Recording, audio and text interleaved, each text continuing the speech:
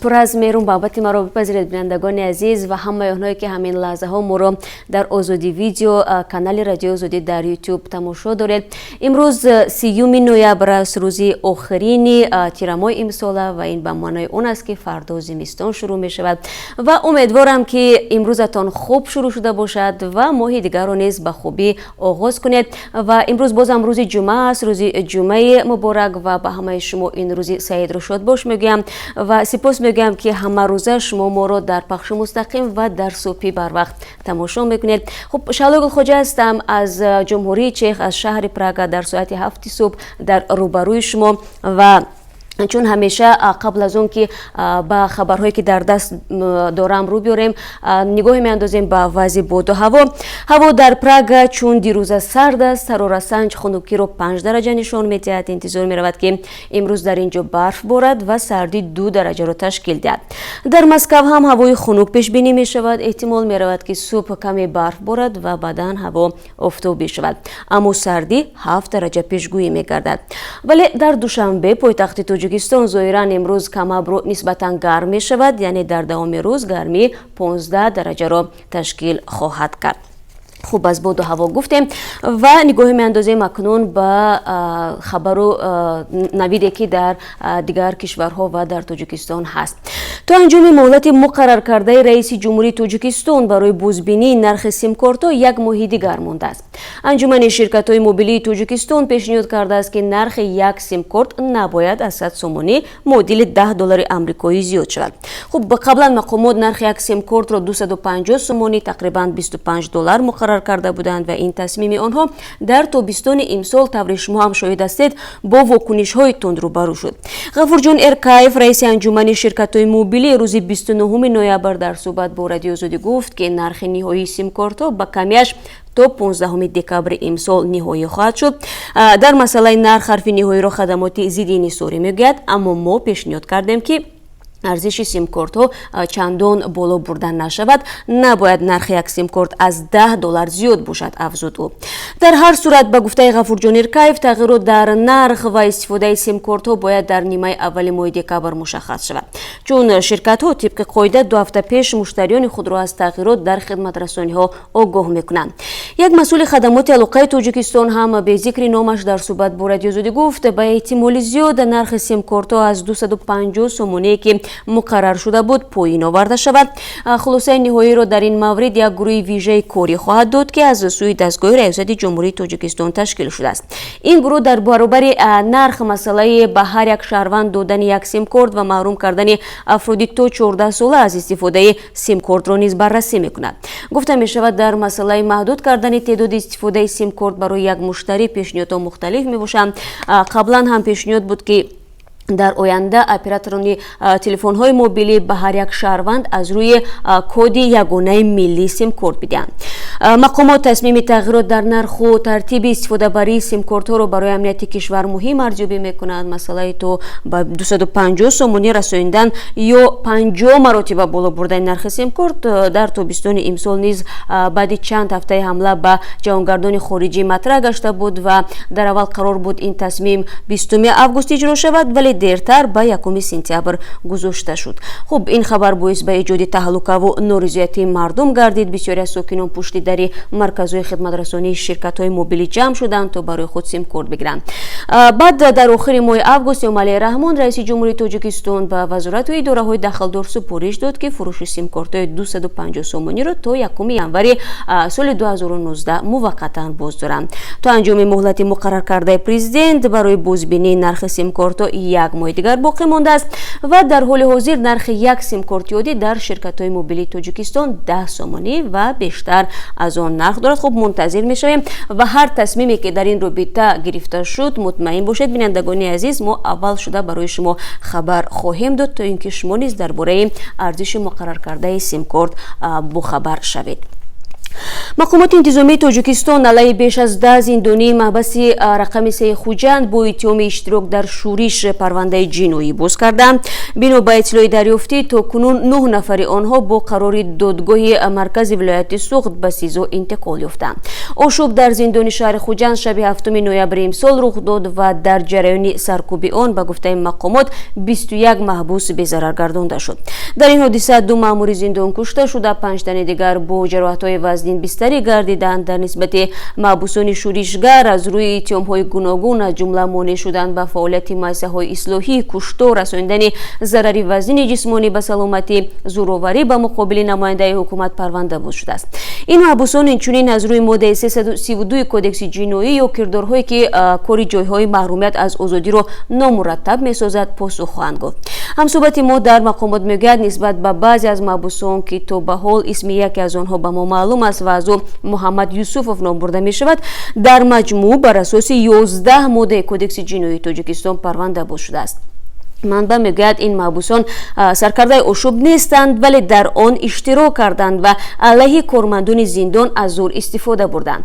зимнан баъди беш аз 2 ҳафтаи ошӯби хунин дар маҳбаси Хуҷанд дар раёсати зиндонҳои Тоҷикистон ҳам тағйироти кадрӣ сурат гирифт.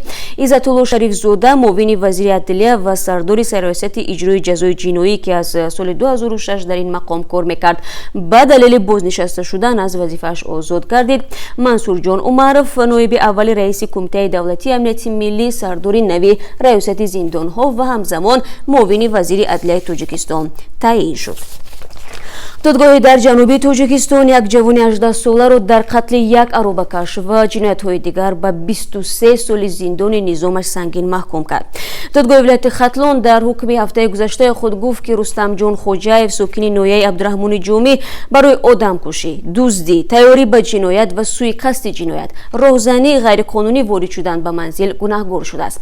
Хоҷаев дар додгоҳ гуноҳро эътироф карда ва гуфтааст ки аз кардааш пушаймон аст. хуб мудҳиштарин қисмати парванда куштори аробакаши 45 сола аст ки 25 июли имсол рух додааст. Рустамҷон Хоҷаев аробакашеро ба канори дарёи Вахш ба ҷои хилват бурда ба пушташ 2 зарби корд заду ҷасадро ба дарё партофтааст. Хоҷаев дар додгоҳ гуфтааст ки ин ҷиноятро ба хотири соҳиб шудан ба аробаи сечархаи Юнусов анҷом дод. Хоҷаев дар додгоҳ гуфтааст ки як аробаи сечархаи барқиро ки сохти чин аст, баъди дуздидан бо қимати 2700 сомонӣ ва дучарха ё велосипедро ба қимати 600 сомонӣ ба фурӯш мебаромад. дар мурофиаи додгоҳӣ гуфта шуд ки тамоми ҷиноятҳои содиркардаи Хоҷаев ба хотири дарёфти даромади бештар буд ва ба ҳамин хотир аробакашҳои бозорро ҳадаф қарор медод. аз рӯи моддаҳои дигар Хоҷаевро дар дуздии чанд дучарха ва сечархаҳои барқӣ гунаҳгор карда барои талоши куштани як аробакаши дигар ҳам айбдор донистанд. дар ин ҳодиса танҳо ба хотири фирор ва ҷон ба саломат бурдани аробакаши дигаре ки дар дасти Хоҷаев кордро дидааст куштор содир нашуд. бархи афроди огоҳ аз парванда мегӯянд ки эҳтимолан зиндагӣ дар шароити номусоид, маҳрум будан аз тарбияи волидайн Рустамро ба роҳи ҷиноят бурд ва ба як шахси бераҳму хунсард табдил додааст. خب اکنون نگاه میاندازیم به خبرهای جهانی. دونالد ترامپ رئیس جمهوری آمریکا روز پنجشنبه 29 نوامبر اعلام کرد که بنابر حمله نیروهای روسیه به کشتی‌های اوکراین ملاقات با ولادیمیر پوتین رئیس جمهوری روسیه در حوزه نشست کشورهای گروه 20 در آرژانتین را لغو کرده است. دونالد ترامپ در پیامی در شبکه توییتر نوشت سبب آنکه کشتی‌های اوکراینی و کشتیبان‌ها هنوز به این کشور بازگردانیده نشدند، من تصمیم گرفتم که لغو ملاقات را از پیش برنامه‌ریزی شده با رئیس جمهور ولادیمیر پوتین در آرژانتین بهترین تصمیم برای همه طرفان میباشد که لغو کنم. او در ادامه گفته است امیدوارم پس از حل و فصل شدن این مشکل بتوانیم یک ملاقات موفق دیگر داشته باشیم.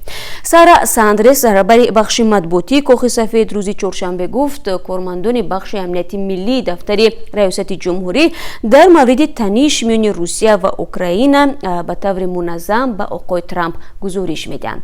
اما دفتر مطبوعات ریاست جمهوری روسیه روز چهارشنبه 28 نوامبر بر رسانه‌های دولتی آن کشور گفت آمادگی برای این ملاقات ادامه دارد. روز پنجشنبه کاخ سفید همچنین اعلام کرد که دونالد ترامپ در جریان سفر به آرژانتین нияти мулоқот бо муҳаммад бин Салмон вале аҳди Арабистони Саудиро надорад. дар пасманзари қатли рӯзноманигори мунтақиди ҳукумати Арабистони Саудӣ Ҷамол Хошуқҷӣ дар консулгарии он кишвар дар Истанбул вале аҳди ҷавони саудӣ зери фишорҳои байналмилалӣ қарор гирифтааст ва шуморе аз кишварҳо ва созмонҳои байналмилалии ҳуқуқи башар ба даст доштани ӯ дар ин ҳодиса ишора мекунанд. амрико бо ишора ба фурӯши аслиҳа ба минтақаи ховари миёна ва пешбурди барномаи тавлиди мушакҳо Эронро ба поймол намудани созиши манъи содироти аслиҳа муттаҳам кардааст. рӯзи 29 ноябр дар як пойгоҳи канори Вашингтон фиристодаи амрико дар умури Эрон Брайан Хук ба хабарнигорон намунаи аслиҳаи истеҳсоли Эронро намоиш дод, ки дар Афғонистон, Байран ва Яман мусодира шудааст. ин бори дуввум аст ки амрико чунин намоишеро барпо мекунад. гуфта мешавад ки ҳадаф аз он қатъи фаъолиятҳои зиёновари Теҳрон дар минтақа аст. дар моҳи май Вашингтон аз созиши ҳастаивии соли 2015 берун шуда таҳрими Эронро барқарор кард. хуб бинандагони азиз, бори дигар дуруд мефиристам ба ҳамаи онҳое ки ҳамин лаҳзаҳо ба мо пайвастанд ва навиди бомдодиро аз Озодӣ видео канали мо дар YouTube тамошо доранд. хуб ба онҳое ки ҳоло боз аз мо қурби асорро мепурсанд, мегӯям ки дар охири ин суҳбат барои шумо бозам хоҳам гуфт ки дар бонкҳои Тоҷикистон қурби асори хориҷӣ бар эвази чанд сомонӣ хариду фурӯхта мешавад. аз ин рӯ моро гӯш кунед то охири суҳбат. ва ҳоло рӯ меорам ба як мавзӯе ки бозам барои муҳоҷирон муҳим аст, мавзӯи патент. арзиши патент дар вилояти Омски, Русия аз моҳи январи соли 2019 беш аз 14% гарон мешавад. маҷлиси қонунгузории вилояти Омск тарҳи гарон кардани арзиши патентро барои муҳоҷирон тасдиқ кардааст. бино ба иттилои манобеъ, арзиши патент барои муҳоҷирон дар ин вилоят аз 1 январи соли 2019 3432 рублро дар як моҳ ташкил хоҳад дод. интизор меравад аз ҳисоби андози муҳоҷирон буҷаи вилоят ба 80 миллион рубл ғанитар шавад. вилояти Омск дар шимолу ғарбии Сибир ҷой гирифтааст ва бояд бигӯям ки пештар дар Москав, Самара ва вилояти Ленинград низ арзиши патентро боло бардошта буданд. хуб бинандагони азиз, шумо ҳар рӯза аз мо мепурсед ки дар кадом минтақаҳои Русия сар аз 1 январи соли 2019 ва ба чӣ миқдор патент нархаш боло меравад. бояд бигӯям ки таври шумо ҳам шоҳид ҳастед, мо ҳар рӯз дар ин бора барои шумо ба таври ҷудогона маълумот медиҳем ки дар кадом вилоят чӣ қадар нархи патент боло бурда мешавад. ва агар шумо барномаҳои моро ва ҳамин гуна навиди бомдодиро аз шурӯъ аз ҳафтаи гузашта як ба як тамошо кунед, худи шумо ҳам метавонед ба тафсил бишнавед ки дар Москав чӣ қадар аст, дар Санкт-Петербург чӣ қадар аст, дар Самара чӣ қадар аст ва дар вилоятҳои дигари Русия нархи патент чӣ қадар боло меравад. ва ҳамчунин мо дар бораи ҳама гуна навгониҳои марбут ба муҳоҷирон барои шумо хабар медиҳем. аз ҷумла дар бораи амнистӣ ҳам зиёд мо суҳбат кардем ки тасмимаш гирифта шудааст, аммо рӯзаш ҳанӯз мушаххас нест. ба ҳар ҳол шумо моро ҳама рӯза пайгирӣ кунед ва тамошои барномаҳову навидҳои бомдодии қаблиро низ фаромӯш накунед. ман бошад идома медиҳам тақдими суҳбатҳои имрӯзро. боздошти раҳбарият ва кормандони оҷонсии муҳоҷирати кории хориҷии Ӯзбекистон дар ришваситонӣ аз муҳоҷирон фаъолияти ин оҷонсиро фалаҷ кардааст. беш аз 3000 муҳоҷири Ӯзбекистон ки қасди муҳоҷирати корӣ ба Кореяи Ҷанубиро доштанд, ҳамакнун аз ин сафар маҳрум шуданд. ба гуфтаи мақомоти вазорати меҳнат ва шуғли аҳолии Ӯзбекистон, рӯзи 27 ноябр дар оҷонсии муҳоҷирати хориҷии ин кишвар ҳабси масъулон идома доштааст. то кунун дақиқ нест ки мақомоти оҷонсии муҳоҷирати хориҷӣ аз 3000 шаҳрванд чӣ қадар маблағ гирифтанд. ба иттилои мақомоти Ӯзбекистон, дар натиҷаи созиши ҳосилшуда миёни ин кишвар ва Кореяи Ҷанубӣ, Сеул ваъда дода буд ки 5000 ӯзбекистониро ба кор таъмин мекунад. бозам бармегардем ба хабарҳои Тоҷикистон. ҳамсари Аслиддин Юсупов, як ҳамлагар ба ҷавонгардони хориҷӣ дар ноҳияи Данғара, аз мақомот хостааст барояш маълумотнома дар бораи марги шаҳварашро бидиҳанд то кӯдаконашро ҳамчун ятим сабт кунад. Маҳлиё Тухтаева, ҳамсари 26-солаи Аслиддин Юсупов, рӯзи 29 ноябр дар суҳбат ба Радио Озодӣ гуфт вазъи зиндагиаш хуб нест. аз ин рӯ мехоҳад бо ятим сабт кардани 2 кӯдакаш кӯмак дарёфт кунад. ӯ писари 2 сола ва 11 16 ماه دارد. اصلیدین و جعفریدین دو برادر شهر نورک بودند که به گفته مقامات روز 29 ایول همراه با 3 نفر دیگر در قتل 4 جوانگرد خارجی شرکت داشتند. پرونده قتل جوانگردان خارجی روز 21 نوامبر نهایی شد. محلی تختای و گفت 2 روز پیش از اسفاره به نورک آمد تا اینکه معلوماتنامه را دریافت کند. پدر و مادر ندارم، شوهرم نیز فوتی، تنها یک برادر دارم و حالا در خانه او زندگی میکنم. روز 10 سپتامبر به زادگاه هم رفتم چون دیگر در نورک شرایط زندگی نداشتم. فشارم بلند می شود و باید طبابت کنم، گفت او.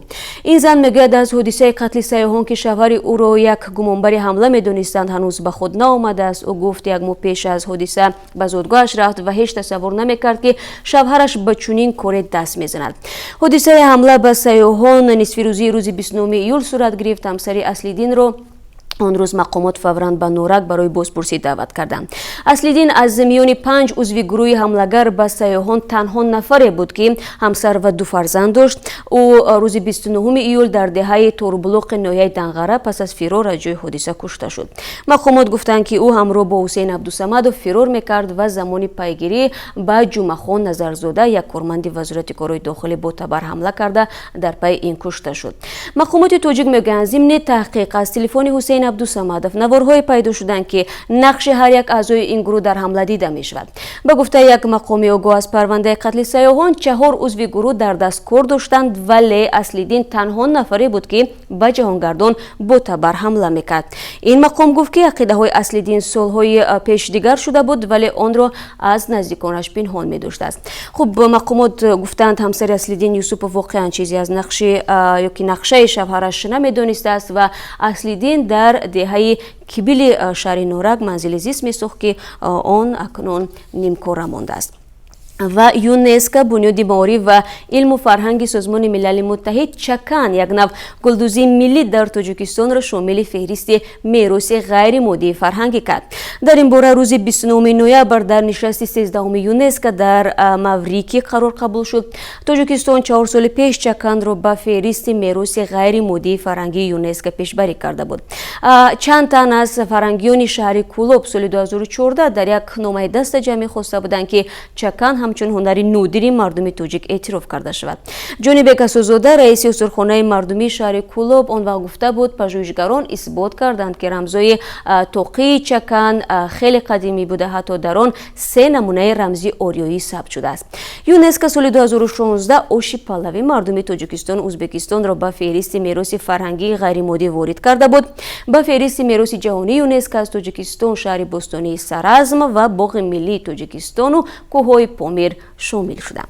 خب بینندگان عزیز، در این قسمتی صحبت چون هر روز رو میارم به قرب اسعار خارجی. قرب اسعار خارجی برای امروز چنین است: $1 برابر به 9 سومانی و 42 درم، 1 یورو واحد پول اروپا 10 سومانی و 71 درم و 1000 روبل روسی 141 سومانی و 40 درم. یعنی طوری میبینید از دیروزه کمی بالاتر رفته است قرب روبل روسی در تاجیکستان. با امید خبرهای خوش بینندگان عزیز، من شما را بازم بعد از 3 ساعت دیگر در بخش سرخط خبرهای روز منتظر میشم و بعدا یادتان نرود که برنامه خبری نیز هست که سرشار از خبر و گزارش‌های داغ روز هست، موضوعی که مورد توجه شما هستند و من باوری دارم که اگر شما برنامه‌های ما را تماشا کنید حتما با سوال‌های زیادی خودتان در این برنامه‌ها پاسخ میگیرید درباره محدودیت برق در تاجیکستان، درباره به پایان رسیدن موسم دعوت به ارتش تاجیکستان، درباره وضع مهاجران تاجیک در روسیه و همین گونه 101 موضوعی که فکر میکنم در مورد توجه شما هستند و شما میخواهید که در رابطه با آن معلوماتی بیشتر داشته باشید. با سپاس از یک شما که ما را هر روز همراهی میکنید و تا ملاقات بعدی من با شما خداحافظی نمیکنم. روز خوب داشته باشید.